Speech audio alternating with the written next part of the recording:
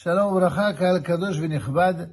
Vous savez qu'en Chutz La'aretz, ce Shabbat, nous allons réciter la paracha de Bechukotai, alors qu'en Eretz Israël, Baruch Hashem, vous réciterez déjà la paracha de Bemidbar. Ce différent, ce décalage qui existe entre Chutz La'aretz et Eretz Israël, qui est expliqué de plusieurs manières par les poskim, traduit autre chose dont on parle rarement. C'est en fin de compte le décalage qui existe et qui a toujours existé, qui existera toujours entre Chutz La'aretz et Eretz Israël. Ce décalage, c'est surtout un décalage de la compréhension des événements historiques qui encadrent tout le tracé, tout le déroulement de l'histoire de ce peuple, depuis la sortie d'Égypte jusqu'à l'entrée en Eretz Israël et particulièrement à Jérusalem. Puisque, comme vous le savez, nous sommes bientôt à la veille donc de Yom Yerushalayim, qui aura lieu, B'ezrat Hashem, samedi soir et dimanche. Et ça nous donne l'occasion de retracer un peu le lien, justement, entre Bechukotai, Yom Yerushalayim et Sefer Bemidbar. En quelques mots, si vous voulez bien. Tout d'abord, la paracha de Bechukotai nous rappelle que ça n'est pas qu'une mitzvah d'étudier la Torah. C'est une mitzvah de se fatiguer à l'étude de la Torah.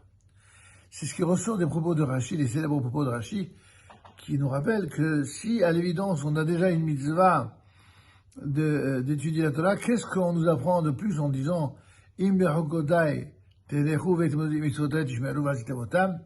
Il est évident que si on étudie la Torah, c'est dans le but d'appliquer la Torah, comme on rappelle les Pirkei Avot. Lorsque quelqu'un étudie la Torah dans le but de la respecter, de l'appliquer, il aura non seulement le mérite de l'étudier, de l'enseigner et de l'appliquer, de la réaliser. C'est un grand mérite que de pouvoir faire cela. Et c'est vrai que de ce point de vue-là, qu'on soit en Eretz Israël ou même en Chutz La'aretz, c'est une mitzvah essentielle et vitale. Un juif qui n'étudie pas la Torah en Chutz La'aretz est en danger non seulement physique, mais en danger spirituel. Et si en Eretz Israël, il arrive en Eretz Israël et qu'il ne comprend pas que son devoir, tant vis-à-vis de sa propre personne, de sa famille, de son peuple et de l'ensemble de la nation, eh bien, c'est justement d'être exemplaire par la Torah en Eretz Israël. Alors, il ne réalise pas ce pourquoi Kadosh Baruch Hu nous a choisi, Asher Bachar Banu Mikol Ha'amim, ce qu'on rappellera bientôt pour Shavuot, c'est-à-dire cette élection où l'on voit que la vocation du peuple d'Israël, c'est d'être un exemple pour l'humanité tout entière, une lumière pour l'humanité tout entière. Il est clair que si le peuple d'Israël ne prend pas à sa charge ce devoir d'exemplarité, à part les contrariétés que cela engendre pour Akadosh Baruch Hu, cela donne malheureusement du fil à retordre à une bonne partie du peuple d'Israël et en quelque sorte des prétextes aux nations pour réinventer diverses formes d'antisémitisme. Je disais tout à l'heure, parce que c'est ainsi que le Rav Kook alav Shalom avait l'habitude d'insister que Sefer Bemidbar, le livre du désert, c'est le livre du chemin, le livre de la route. Il aimait à rapporter le propos de la Gemara qui dit que de la Chim Becheskat Sakana. Lorsqu'on est en route, eh bien, on est sujet à des risques, à des dangers. Lorsqu'on est tranquillement protégé dans sa maison, on se sent plus protégé. Quand on est en chemin, eh bien, on se sent plus, en quelque sorte, susceptible d'être en danger, d'être attaqué, que ce soit par les êtres humains ou que ce soit par les bêtes cruelles. Dans les deux cas, et pour cette raison, avant de partir en voyage, on fait une Tefilat HaDerech, c'est-à-dire une prière, qui demande à Kadosh Baruch Hu de nous amener sains et saufs à destination. Et si on arrive sains et saufs à destination, alors on remercie le ciel par la fameuse Birkat HaGomel. Donc Birkat HaDerech avant, Birkat HaGomel après, comme pour rappeler que, encore une fois, Drachim Becheskat Sakana. Le livre de Bemidbar, c'est pas simplement le récit qui rapporte les déplacements des enfants d'Israël entre la sortie d'Égypte et l'entrée en terre d'Israël. C'est une histoire qui nous conte la préfiguration de ce que seront toutes les transports, toutes les difficultés, les déplacements d'un chemin à l'autre, d'un pays à l'autre, d'un exil à l'autre, entre la première libération de l'esclavage d'Égypte jusqu'à la dernière libération, celle de la Géoula Shlema que nous attendons tous Et entre les deux, eh bien, c'est quoi ce danger qui attend malheureusement le peuple d'Israël? Eh bien, il y a deux dangers. Le premier danger, c'est le fait d'être à la merci de tous ceux qui jalousent le peuple d'Israël dans ce que ce peuple est destiné à être. Jalouser quelqu'un, non pas pour ce qu'il a, mais pour ce qu'il est. C'est une jalousie qui est la plus terrible qui puisse exister. Et c'est ce que les nations du monde nous ont jalousés pendant des siècles. Certains, même pour des raisons idéologico-religieuses, ont de diverses manières prétendu pendant toutes les générations qui se sont ensuivies après Matan Torah. Depuis ce Matan Torah, chacune ayant inventé une raison de haïr Israël. L'une prétendant que le peuple d'Israël avait fait la faute du veau d'or, l'autre prétendant que finalement ce peuple qui a fait la faute du veau d'or, eh bien, il a montré qu'il s'est disqualifié. Et puis d'autres enfin disant qu'il s'agisse du peuple d'Israël ou d'autres peuples qui ont voulu se substituer à ce peuple, eh bien l'un comme l'autre n'ont rien compris. Il y a une vérité révélée qui serait supérieure. C'est en tout cas la prétention du christianisme et de l'islam. Aujourd'hui, il y a une prétention encore plus prétentieuse, si j'ose dire. C'est la prétention de ce que j'appellerais les déconnectés du divin. Ceux qui, au nom de l'intellect et de l'intelligence et de la philosophie humaine, voire de l'humanisme, eh bien, se gargarisent en regardant avec une condescendance incroyable tout ce qui a de près ou de loin un rapport avec le divin, et plus encore lorsque il s'agit du judaïsme et du peuple d'Israël. Ainsi, toutes les formes réinventées d'antisémitisme n'ont pour unique raison profonde l'antijudaïsme de ce peuple qui s'est toujours voué corps et âme à la fidélité à son Dieu. Et certains ont cru naïvement qu'en tournant le dos à Dieu, ils pourraient ainsi être mieux considérés et respectés par les autres nations. Et ils n'arrivent pas à comprendre, malgré toutes les tentatives et les échecs, que malheureusement, c'est quelque chose qui apporte plus d'épreuves et de malheurs que Dieu nous en préserve au peuple d'Israël.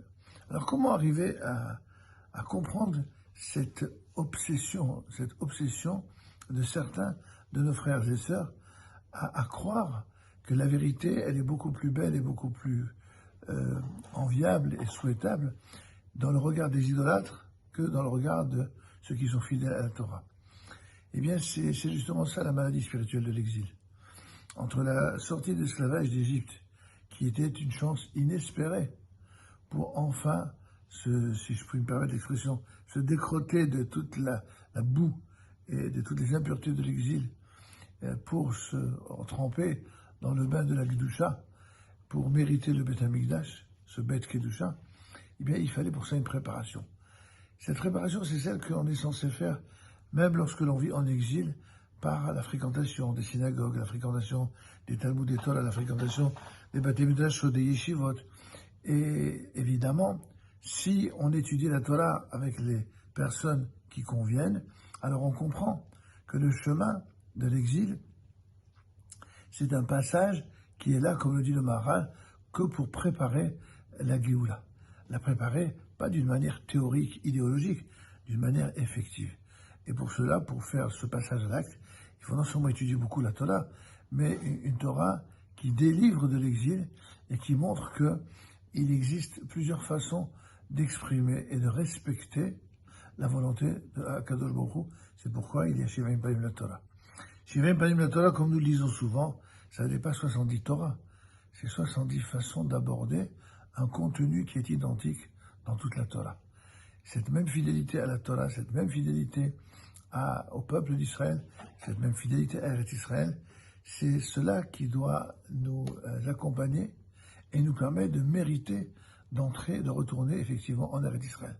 Mais si par malheur quelqu'un rentre en Eretz Israël avec dans ses valises de l'exil, eh bien toutes les pensées idolâtres et du désert des nations, et de vouloir imposer cela comme modèle, alors c'est la preuve que malheureusement, il est possible de sortir d'exil géographique sans sortir de l'exil de la pensée.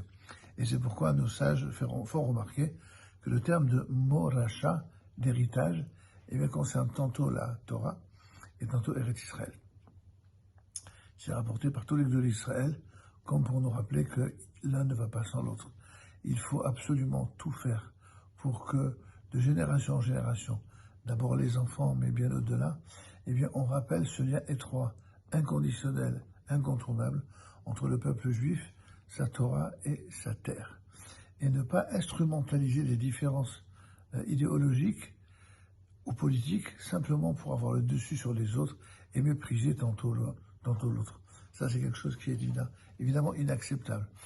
À la veille de ce Yom Yerushalayim, où Kadosh Baruch Hu nous a accordé ce zchut considérable enfin de retourner en Eretz Israël et de vivre sur une terre où il y a des frontières qui sont pour l'instant pas entièrement reconquises, mais en tout cas partiellement, eh bien, la seule façon de mériter l'avènement du Mashiach et de mériter la compréhension profonde de la Torah, c'est d'étudier davantage la Torah, de travailler davantage pour le retour en Eretz Israël et de veiller surtout à ce qu'une fois en Eretz Israël, eh bien, on poursuive cette joie de vivre dans la Torah et les mitzvot pour tout le peuple d'Israël sur sa terre. Et ne jamais prendre les voies idolâtres comme étant une des voies de la Torah, Haz ve'Halila. Il n'y a pas de place pour l'idolâtrie en Eretz Israël. L'idolâtrie en Eretz Israël empêche la Géoula. L'idolâtrie en Eretz Israël empêche le leadership de se comporter et de réaliser ce pourquoi le peuple d'Israël a été choisi par Dieu. Tant que tout le monde ne l'aura pas compris, il y aura malheureusement des atermoiements, des allées-venues, des progressions dans certains domaines et des chutes dans d'autres. Mais nous savons que Be'ezrat Hashem, comme les prophètes nous l'ont enseigné et promis, eh bien la lumière sera pour tout le peuple d'Israël sur sa terre. Et Be'ezrat Hashem, à partir de là, l'humanité aussi saura reconnaître en un État juif qui soit un véritable État fidèle à sa Torah, celui qui amènera la bracha non seulement à Israël, mais à l'humanité tout entière. Shabbat Shalom et Borach et Chag Sameach pour Yom Yerushalayim, et puis d'ores et déjà Chag Sameach également pour Shavuot. Kol Tov.